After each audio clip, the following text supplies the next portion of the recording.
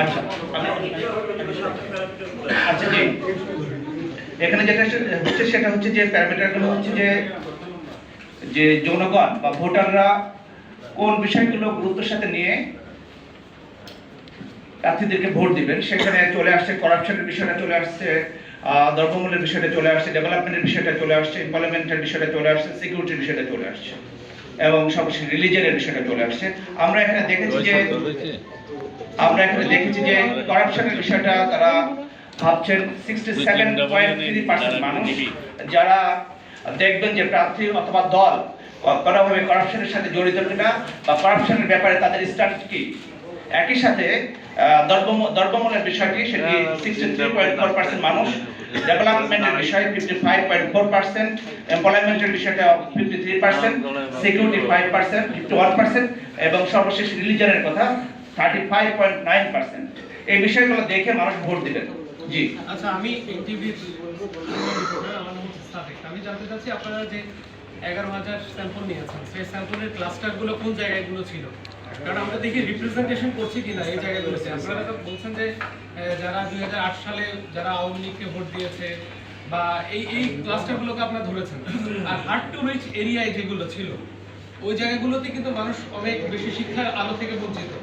সেই জায়গাগুলোতে মানুষ এই সিদ্ধান্তগুলো নেওয়ার ক্ষেত্রে তাদের কিন্তু একটু ডিফারেন্ট মতামত থাকে। সেই জায়গাগুলোতে আপনারা টাচ করছেন কিনা? আর আপনারা যেটা বলছেন যে যে প্যারামিটারগুলো করছে, যে প্যারামিটারগুলো ক্ষেত্রে তারা বলছে যে এই ক্লাসিফিকেশনগুলো করবে, বিশেষ করে মার্কা এবং প্রার্থীর ক্ষেত্রে, সেটা আসলে সেই জায়গাটাতে আপনারা কাদেরকে বেশি প্রায়োরিটি দিচ্ছেন? আচ্ছা, ধন্যবাদ। প্রথম কথা যেটা হচ্ছে সেটা স্যার, এটা আমরা আগে বলেছি র্যান্ডম স্যাম্পলিং এর মাধ্যমে এই জরিপগুলো সংগ্রহ করা হয়েছে। এটা 300টি আসনই আমরা দেখেছি যে 64টি জেলায় এটা আমাদের জরিপ কাজে অংশ নিয়েছে এবং আমরা বলেছি যে আগে মিস্টার জাকরিয়া বলেছেন যে আমরা দেখা যাচ্ছে যে একটা উপজেলার সদর থেকে আমরা 50% ডাটা কালেক্ট করেছি, অ্যাজ ওয়েল অ্যাজ আমরা বাকি 50% আমরা করেছি আরো 10 কিলোমিটার দূরে, যেখানে গ্রামের একটা পরিবেশ আছে, শহরের ধরনের কোনো অবস্থান আছে, সেখানে রাস্তাঘাট হয়তো খারাপ বা এই বিষয়গুলো আমরা কনসেন্ট্রেশনে দিয়েছি এবং সেখানে মেল এবং ফিমেল উভয়কে প্রায়োরিটি দেওয়া হয়েছে। আমরা দেখা যাচ্ছে যে একটা বাড়িতে ঢুকেছে আমাদের এনভায়রনমেন্টরা, তারা দেখেছে যে ওখানকার একজন ফিমেল, সে কথা বলতে ইন্টারেস্টেড না, কিন্তু আমাদের যে শর্তগুলো ছিল যে at least 50% data be from female, তো তখন আমরা দেখা যাচ্ছে আরো অন্যান্য বাড়ি বা আরো যারা যেসব ফিমেলরা কথা বলতে চান সেখানে আমরা গিয়েছি। বিষয়টা এমন হয়নি যে একটি বাজারে গিয়েছে এবং বাজারে যে ওখানে 10-12 জন রয়েছে এবং সেখান থেকে ডাটাগুলো কালেক্ট করেছে। আমরা বলেছি যে আমরা কভার টুল বক্সের মাধ্যমে আমরা ডাটাগুলো সংগ্রহ করেছি এবং আমাদের বেশ একটা গ্রুপ ছিল যারা কোঅর্ডিনেটর করেছে এবং টাইম টু টাইম আমরা একটা পর্যবেক্ষণ করেছি যে যিনি ডাটা কালেক্ট করছেন বা এনভায়রনমেন্টার তার অবস্থাটা কোথায়, সে একটা ডাটা থেকে আরেকটা ডাটা কত দূর, আমরা টাইম টু টাইম এই বিষয়গুলো স্যারের পর্যবেক্ষণ করেছেন আর কি। আরেকটা বিষয় আপনি বলেছেন যে পার্টি এবং ক্যান্ডিডেট, এখানে আপনারা আমরা বলেছি যে এখানে দেখা যাচ্ছে যে মানুষ 33.2% মানুষ যারা পার্টি এবং ক্যান্ডিডেট দুটো দেখেই এভারেজ যে ভোট দিচ্ছেন, সেখানে আমরা দেখছি যে সেটা হচ্ছে যে দলের দিকে তাদের একটু বেশি ইনক্লাইন্ড, যে দলটা তারা বলছে যে কোন দল, এটিকে আওয়ামী লীগ, সরি এটিকে জামাত, এটিকে বিএনপি, এটিকে এনসিপি, এই বিষয়টা। আবার অ্যাজ ওয়েল অ্যাজ প্রার্থীর দিকেও তারা গুরুত্ব দিচ্ছে যে কোন প্রার্থী কেমন, এবং প্রার্থীদের ক্ষেত্রে তো আমরা দেখেছি যে তারা জনগণের প্রতি যারা দরদ বা জনগণের রেসপন্সিবিলিটির বিষয়গুলো যারা দেখেন বা জবাবদিহিতার বিষয়গুলো, এই বিষয়গুলো কিন্তু এখানে উঠে এসেছে। জি ধন্যবাদ।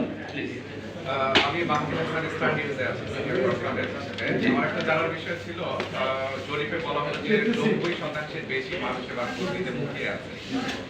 কিন্তু আমরা যদি বিগত নির্বাচনী ইতিহাসগুলো দেখি যে 90% এরকম করে ইতিহাস নাই যে এরকম ভোট করেছে 60 থেকে 70% মধ্যেই সাধারণত ঠিক আছে। এবারে যে নির্বাচনটা হচ্ছে তাতে বলা, এই জরিপে উঠে এসেছে যে আওয়ামী লীগ এবার নির্বাচনে পার্টিসিপেট করছে না, তো আওয়ামী লীগের একটা বড় ভোট ব্যাংক আছে, সেটাও তুলে ধরা হয়েছে। এর পাশাপাশি যেটা বলা হয়েছে যে আওয়ামী লীগ যেহেতু নাই, দলগতভাবে আওয়ামী লীগের একটা সিদ্ধান্তের কথাও জানি, তারা তাদের ভোটারদের নিরুৎসাহিত করেছে যাতে ভোট না দেয়। তো এমন অবস্থায় এই জরিপের 90% বেশি যে ভোটের কথা বলছে, তাতে এই জনমত আসলে কতটুকু প্রতিফলিত, মানে সঠিকভাবে প্রতিফলিত হয়েছে বলে আপনার চমৎকার প্রশ্ন এবং খুবই প্রাসঙ্গিক। আপনাদের কিন্তু হয়তো বা খেয়াল আছে যে কয়েকদিন আগে ইনোভেশন এবং ব্রেইন যৌথভাবে আরেকটা জরিপ করেছিল এবং ওখানেও কিন্তু একই ফাইন্ডিং চলে এসছে। এবং কেবল তাই না, ওখানে ওনাদের আগের যেই জরিপটা করেছিলেন তার সাথে তুলনা করেছেন যে আগের রাউন্ডে যারা কিনা আনডিসাইডেড ছিলেন তাদের মধ্যে কিন্তু আবার এখন প্রো পার্টিসিপেশন সিদ্ধান্ত চলে এসছে, বেড়ে এসছে। তো এটাকে এভাবে ব্যাখ্যা করা যেতে পারে যে লেটেন্ট ডিম্যান্ডটা কিন্তু হাই, কিন্তু অ্যাকচুয়ালি তারা পার্টিসিপেট করবে কিনা তা কিন্তু নির্ভর করবে শেষ সপ্তাহে কি হচ্ছে, নির্বাচনের দিন কি হচ্ছে, এবং সেই দায় কিন্তু সরকারের।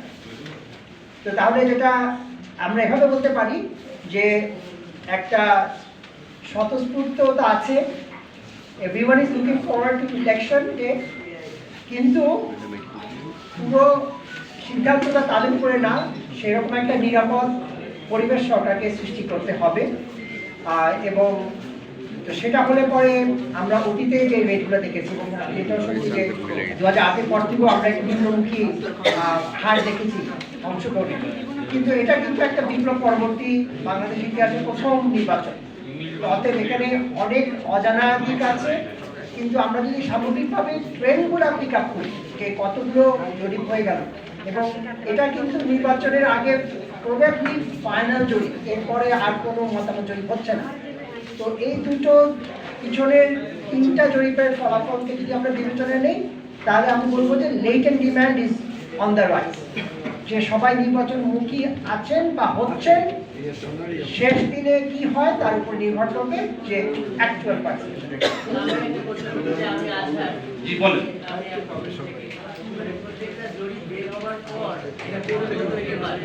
যখন নির্বাচন আসন্ন রাজনীতির মাঠে আপনাদের কাছে এমন কোনো যুক্তি আছে যে এই মানে অন্য জরিপ থেকে আপনাদের জরিপগুলো বেশি বিশ্বাসযোগ্য বা এই ধরনের কোনো যুক্তি আছে? আচ্ছা, আমরা ইতিমধ্যে আমরা শুরুতেই কিন্তু আপনারা কোন পদ্ধতিতে মেথডোলজি আমরা ক্লিয়ার করেছি, যে কোন মেথডোলজি প্রয়োগ করে আমরা জরিপটা করেছি, আমরা এটা সম্পূর্ণভাবে ক্লিয়ার করেছি। এবং আমরা কিন্তু বলেছি যে কীভাবে আমাদের যে যারা জরিপ করেছেন এনভায়রনমেন্টার্স যারা, তারা কীভাবে গিয়েছেন, এবং তারা কিন্তু সকলে প্রশিক্ষিত। তারা ইতিপূর্বে আমরা যখন এনভায়রনমেন্টার্স কালেক্ট করি স্যার দেখি, তখন কিন্তু আমরা এই বিষয়গুলো দেখেছি যে যাদের ইতিপূর্বে অভিজ্ঞতা আছে, এক একজনের 4টা-5টা করে জরিপ করার অভিজ্ঞতা আছে। যার ফলে আমরা এটা নিশ্চিতভাবে বা দ্বিধাহীনভাবে বলতে পারি যে আমাদের যে জরিপগুলো, যে ইনফরমেশনগুলো এসেছে, সেগুলো আমরা চেষ্টা করেছি সর্বোচ্চভাবে যাতে এখানে অনেস্টি এবং কোনোভাবে বায়াস যাতে আমরা না হই, বা আমাদের এনভায়রনমেন্টার্সরাও যাতে বায়াস না হয়। আমি আগেই বলেছি, যখন আমরা দেখেছি যে আমাদের কোনো এনভায়রনমেন্টার্স যে খুব দ্রুত ভোটগুলো জনমতগুলো দিচ্ছে, বা ওখানে কভার বক্সের মাধ্যমে খুব দ্রুত তারা জনগণের ভোটারদের কাছ থেকে যে খুব দ্রুত তারা রেসপন্স করছে, তখন আমার সাথে সাথে ওখানে জিজ্ঞাসা করা হচ্ছে কীভাবে এত দ্রুত হয়। আমরা দেখেছি যে ধরুন একটা 24-25টা কোশ্চেনিয়ার একটা যখন একজন ভোটার বা একজন রেসপন্ডেন্ট ফিল আপ করে, তখন তার প্রায় 20 মিনিট মতো সময় লাগে, বা 20 মিনিটের ভিতরে যদি আরেকটা রেসপন্ডেন্ট যদি ওটা ফিল আপ করে, তখন আমরা জিজ্ঞেস করছি কীভাবে এটা হচ্ছে, এত দ্রুত কীভাবে হয়।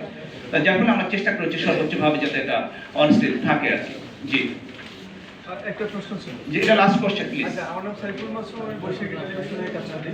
আমার প্রশ্ন হচ্ছে গণভোট ইস্যুতে আপনাদের অবজারভেশন কি, মতামতটা কি ছিল তাদের, সেটা নিয়ে আচ্ছা, ধন্যবাদ। গণভোট নিয়ে আসলে আমাদের কোশ্চেনের এই ধরনের কোনো বিষয় ছিল না। আমরা কারেন্ট যে কন্টেম্পোরারি যে বিষয়গুলো, যে মানুষ কি দেখে ভোট দিবে, বা ভোটারদের প্রায়োরিটি কি, বা ভোটারদের এই বিষয়গুলো আমরা ফোকাস করার চেষ্টা করেছি। সরকার গঠন নিয়ে মানে মানুষের অভিমতের জায়গাটা কি, সেটা আমরা আগে সেটা বলে দিয়েছি। সরকারের অভিমতকে সে বিষয়টা আমরা ক্লিয়ার করেছি একাধিকবার। নিয়ে স্যার বলেছেন, মিস্টার জাকারিয়া পরেশ বলেছেন, আমরা বলেছি, সেটা আমরা বলেছি আর কি আমাদেরকে বিষয়টা।